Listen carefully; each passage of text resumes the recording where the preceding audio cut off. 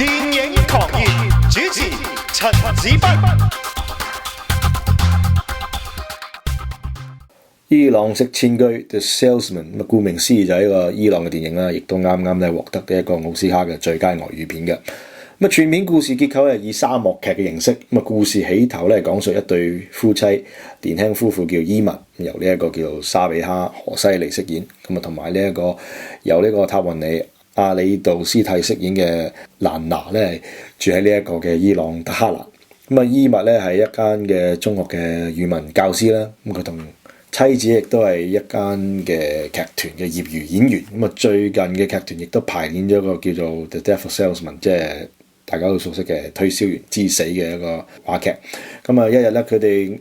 居住嘅大廈咧倒塌，好彩咧得到同劇嘅演員介紹咧住咗去另一個嘅空置嘅公寓。夫妻兩個咧亦都啱啱咧搬屋企，租住咗呢個新嘅住所㗎。故事中段咧講述即係某一晚啊，呢個蘭娜咧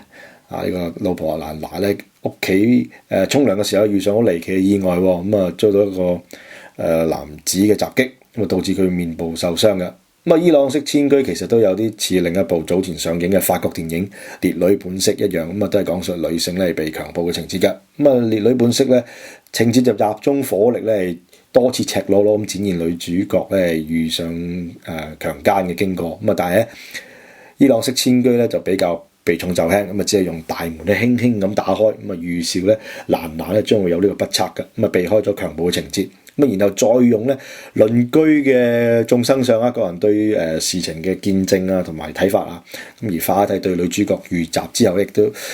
即係嗰個所帶嚟嘅心理創傷嘅壓力亦都有幾具體嘅描述嘅。例如話劇團演出期間啦，因為觀眾嘅目光咧而唔能夠咧繼續演出㗎。襲擊事件咧對一對夫妻嘅困擾咧，正如戲中嘅呢個推銷員之死嘅主題咧一樣，呢個就係過去困擾住現在呢個主題咧，互相呼應嘅。除咗兩人嘅關係受到考驗之外咧，丈夫伊密咧亦都知道咧，其實寓所之前嘅住客咧係一個好麻煩嘅妓女，都可能同事件有關嘅。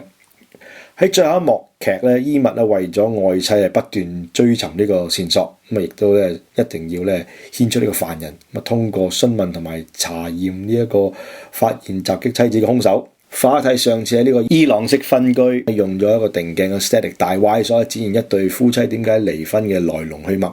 今次法哈蒂咧故技重施，但係咧就用咗頗多嘅首要鏡頭咧，令觀眾恍如咧好似陪審團一樣咁置身當中嘅。丈夫咧為咗呢一個受創嘅妻子而追求真相同埋討回公義。但係咧另一邊廂咧，究竟呢個犯人應唔應該被饒恕咧？呢場戲亦都成為咗全片嘅壓軸好戲嘅。當晚咧，如果有觀看呢一個奧斯卡頒獎典禮咧，都會記得導演咧呢個法哈蒂冇出席嘅。因為咧源自呢個美國總統杜林普咧對於7個中東國家發出呢個旅行禁令咧而杯葛咧呢一晚嘅典禮。法哈蒂只係派出咧代表咧領獎嘅啫。但係坊間亦都有唔少嘅講法，話可能因為呢一個評審咧對於杜林普咧作出政治嘅姿態咧，而令到呢個伊朗式千居咧得獎。其實呢個講法咧，我覺得係唔公平嘅。其實繼呢個上次呢一個伊朗式分居之後咧，呢個法哈蒂第2次贏奧斯卡，法哈蒂再度證明咧佢係一個講故事嘅高手嘅。電影狂熱主持及撰稿陳子斌。